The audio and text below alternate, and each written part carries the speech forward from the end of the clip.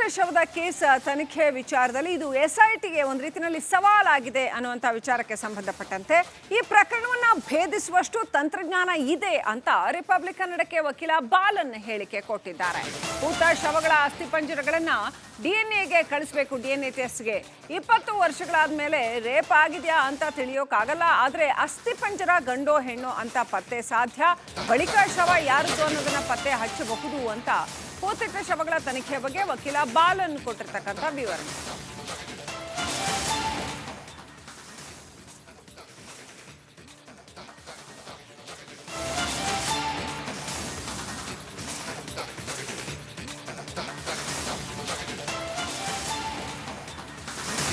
ಇಪ್ಪತ್ತು 30 ವರ್ಷಗಳಿಂದ ಹೂತಿಟ್ಟ ಶವಗಳು, ಅದರಲ್ಲಿ ಒಂದ್ರ ಮೇಲೆ ಒಂದು ಹಾಕಿರಬಹುದು, 100 ಶವ ಅಂತ ಬೇರೆ ಹೇಳ್ತಾ ಇದ್ದಾರೆ. ಸೊ ಆ ಶವಗಳನ್ನು ಹೊರ ತೆಗೆದು ಅವುಗಳನ್ನು ಟೆಸ್ಟ್ ಮಾಡಿ ಯಾರದ್ದು ಅಂತ ಫೈಂಡ್ ಔಟ್ ಮಾಡಿ ಅದರ ಮೇಲೆ ದೌರ್ಜನ್ಯ ಆಗಿದೆಯಾ, ಅತ್ಯಾಚಾರ ಆಗಿದೆಯಾ, ಇದನ್ನೆಲ್ಲ ಫೈಂಡ್ ಔಟ್ ಮಾಡೋದು ನಾಟ್ ಅನ್ ಈಸಿ ಟಾಸ್ಕ್ ಅನ್ನುವಂಥದ್ದು ಹಲವು ತಜ್ಞರ ಅಭಿಪ್ರಾಯ ಆಗಿತ್ತು. ವಕೀಲ ಬಾಲನ್ ಹೇಳ್ತಾ ಇರ್ತಕ್ಕಂಥದ್ದು, ಇಲ್ಲ ಅದನ್ನೆಲ್ಲ ತನಿಖೆ ಮಾಡೋಷ್ಟು ನಮ್ಮ ಹತ್ರ ಟೆಕ್ನಾಲಜಿ ಇದೆ, ತಂತ್ರಜ್ಞಾನ ಇದೆ ಅಂತ ರಿಪಬ್ಲಿಕ್ ಕನ್ನಡಕ್ಕೆ ಹೇಳಿಕೆ ಕೊಟ್ಟಿದ್ದಾರೆ. ಹೂತಿದ್ದ ಶವಗಳ ಅಸ್ಥಿಪಂಜರಗಳನ್ನೆಲ್ಲ DNA ಟೆಸ್ಟ್ ಕಳಿಸ್ಬೇಕು. 20 ವರ್ಷಗಳಾದಮೇಲೆ ರೇಪ್ ಆಗಿದೆಯೋ ಇಲ್ವೋ ಅಂತ ತಿಳಿಯೋಕ್ಕಾಗಲ್ಲ, ಆದರೆ ಅಸ್ಥಿಪಂಜರ ಗಂಡೋ ಹೆಣ್ಣು ಅಂತ ಗೊತ್ತಾಗತ್ತೆ. ಹಾಗಾಗಿ ಶವ ಯಾರದ್ದು ಅಂತ ಕೂಡ ಪತ್ತೆ ಹಚ್ಚಬಹುದು ಅಂತ ಬಾಲನ್ ಹೇಳಿದ್ದಾರೆ. ಧರ್ಮಸ್ಥಳದಲ್ಲಿ 100 ಶವಗಳನ್ನು ಹೂತಿಟ್ಟಂತಹ ಪ್ರಕರಣ ಈಗ ಮತ್ತಷ್ಟು ಅಪ್ಡೇಟ್ ಆಗ್ತಾ ಇದೆ. ಅದಕ್ಕೆ ಸಂಬಂಧಪಟ್ಟಂತೆ ಈಗಾಗಲೇ SIT ತನಿಖೆಯ ಅಖಾಡಕ್ಕೆ ಇಳಿದಿರ್ತಕ್ಕಂಥದ್ದು. ಇದಕ್ಕೆ ಸಂಬಂಧಪಟ್ಟಂತೆ ಹಿರಿಯ ವಕೀಲರಾದ ಎಸ್ ಬಾಲನ್ ಅವರಿದ್ದಾರೆ, ಅವ್ರನ್ನ ಕೇಳೋಣ. ತನಿಖೆಯ ದಿಕ್ಕು ಯಾವ ರೀತಿ ಸಾಗಬೇಕು, ಜೊತೆಗೆ ಅವರ ಅನುಭವಗಳು, ಮಾತುಗಳು, ಜೊತೆಗೆ ಇಲ್ಲಿ ಇರ್ತಕ್ಕಂಥ ಸವಾಲುಗಳು ಎಲ್ಲವನ್ನು ಕೂಡ ಅವ್ರನ್ನ ಕೇಳ್ತಾ ಹೋಗೋಣ. ಸರ್ ನಮಸ್ತೆ. ಈಗ ನೀವು ಇಷ್ಟೊಂದು ಹೋರಾಟ ಮಾಡಿ ಕೊನೆಗೆ ಇವತ್ತು SIT ಈಗಾಗಲೇ ತನಿಖೆ ಇಳಿದಿದೆ, ಇವತ್ತಲ್ಲೇ ಹೋಗಿದೆ, ರೀಚ್ ಆಗಿದೆ ಸ್ಪಾಟ್ಗೆ. ಈಗಾಗಲೇ ವಿಜನ್ ಬ್ಲೋವರ್ನ ಕೂಡ ಕರೆಸಿ ಅವರಿಂದ ಕೂಡ ಹೇಳಿಕೆಗಳನ್ನ ಪಡ್ಕೊಳ್ತಾ ಇದೆ. ಮುಂದೆ ಯಾವ ರೀತಿಯಾಗಿ ತನಿಖೆ ನಡಿಬೇಕು ಅಂತ ತಮ್ಮ ಒಂದು ಅನುಭವದ ಪ್ರಕಾರ ಹೇಳೋದಾದ್ರೆ? ಈಗ ತಂಡ ರಚನೆ ಆಗಿದೆ. ಈಗ 3/7/2025 ಅಂದರೆ 75,000 ಕೆಲಸಗಾರರು ಅಂದು ಅವರೇ ಹೇಳಿದ್ದಾರೆ ಕೋರ್ಟಲ್ಲಿ. 75,000ನಲ್ಲಿ ಒಬ್ಬ ಅಂದರೆ ಅಲ್ಲಿ ಕೆಲಸ ಮಾಡುವ ಕೆಲಸಗಾರ, ಅವರು ಒಳಚರಂಡಿ, ಕಸ ಗುಡಿಸೋದು ಇಂಥ ಕೆಲಸ ಮಾಡುವ ಒಬ್ಬ ಕಾರ್ಮಿಕ. ನಾನು ಊತ ಹಾಕಿದ್ದೀನಿ, ಸುಮಾರು ಎಣೆಗಳನ್ನು ಊತ ಹಾಕಿದ್ದೀನಿ. ಎಣೆಗಳಂದರೆ ಎಲ್ಲ ಚಿಕ್ಕ ಚಿಕ್ಕ ಹುಡುಗಿಯರು, ಸ್ಕೂಲ್ಗೆ ಹೋಗುವ ಹುಡುಗಿಯರು, ಕಾಲೇಜ್ಗೆ ಹೋಗೋ ಹುಡುಗಿಯರು. ಅವ್ರಿಗೆ ತೊಂದರೆ ಕೊಟ್ಟಿದ್ದಾರೆ, ರಕ್ತ ಕಸೀತಾ ಇತ್ತು, ಏಟುಗಳು ಬಿದ್ದಿತ್ತು. ಅದನ್ನು ನನ್ನ ಮೂಲಕ ಊತ ಹಾಕಕ್ಕೆ ಹೇಳಿದರು. ಅಂದು ಒಂದು FIR ಹಾಕಿದ್ದಾನೆ. FIR ಅಲ್ಲಿ ಯಾರ ಹೆಸರು ಕೂಡ ಇಲ್ಲ. ಮಾರನೇ ದಿವಸ ನ್ಯಾಯಾಧೀಶರ ಮುಂದೆ 183 BNSS ಸ್ಟೇಟ್ಮೆಂಟ್ ಕೊಟ್ಟಿದ್ದಾನೆ.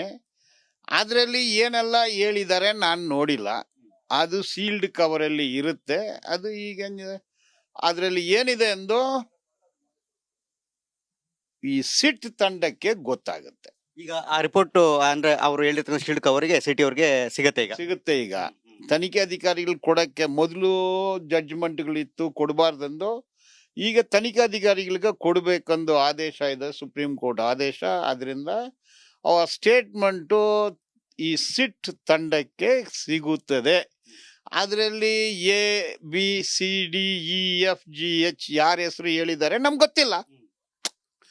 ನಮ್ಗೆ ಗೊತ್ತಿಲ್ಲ. ಬಟ್ ಏನಾಗುತ್ತೆ ಅಂದರೆ ಹೆಸರು ಹೇಳಿದಾನೆ, ಯಾರ ಹೆಸರು ಹೇಳಿದಾನೆ ನಮಗೆ ಗೊತ್ತಿಲ್ಲ. ಈಗ ಆ ಬಿಸಿಲ್ ಬ್ಲೋವರು ಈ ತಂಡದ ಕಸ್ಟಡಿಯಲ್ಲಿ ಇದ್ದಾರೆ. ಕೇಳ್ತಾರೆ ಅವನ್ನೇ ಏನೇನಾಯಿತು.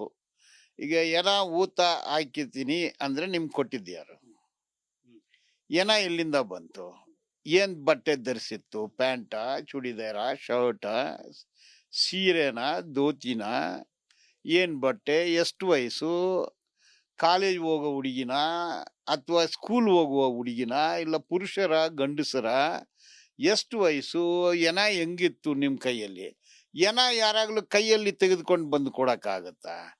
ಯಾವುದೋ ಒಂದು ಗಾಡಿನಲ್ಲಿ ಬಂದಿರುತ್ತೆ. ಆಗ 83 ಅವನು ಹೇಳೋದು ಕಟ್ ಆಫ್ ಡೇಟು 2012.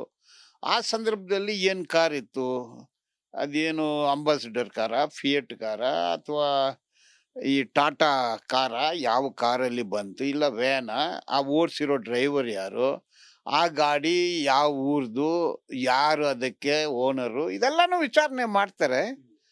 ಮತ್ತೆ ಯಾವ ಕಡೆಯಿಂದ ಬಂತು, ನಿನ್ನ ಕೈಗೆ ಏನ ಕೊಟ್ಟಿದ್ದು ಯಾರು, ಯಾವ ಸ್ಥಳದಲ್ಲಿ ಕೊಟ್ರು, ಹೆಂಗ್ ಕೊಟ್ರು ಕೇಳ್ತಾರೆ.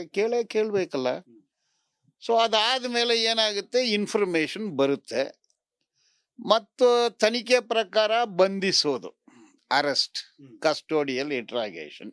ಪ್ರಕರಣವನ್ನು ತಾರ್ಕಿಕ ಅಂತ್ಯ ಮುಟ್ಟುತ್ತೆ ಅಂತ ತಾವು ಕೂಡ ವಿಶ್ವಾಸ. ಕರೆಕ್ಟ್. Thank you sir.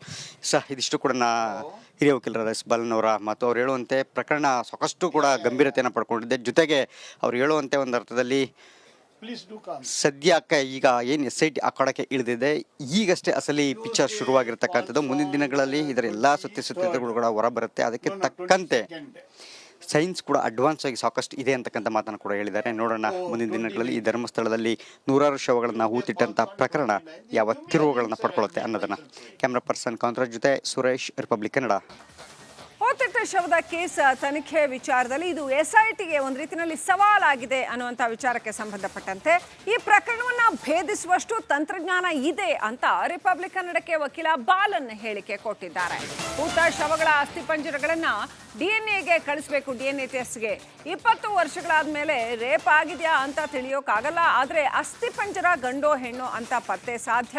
ಬಳಿಕ ಶವ ಯಾರದು ಅನ್ನೋದನ್ನ ಪತ್ತೆ ಹಚ್ಚಬಹುದು ಅಂತ ಹೂತಿಟ್ಟ ಶವಗಳ ತನಿಖೆ ಬಗ್ಗೆ ವಕೀಲ ಬಾಲನ್ ಕೊಟ್ಟಿರ್ತಕ್ಕಂಥ ವಿವರಣೆ.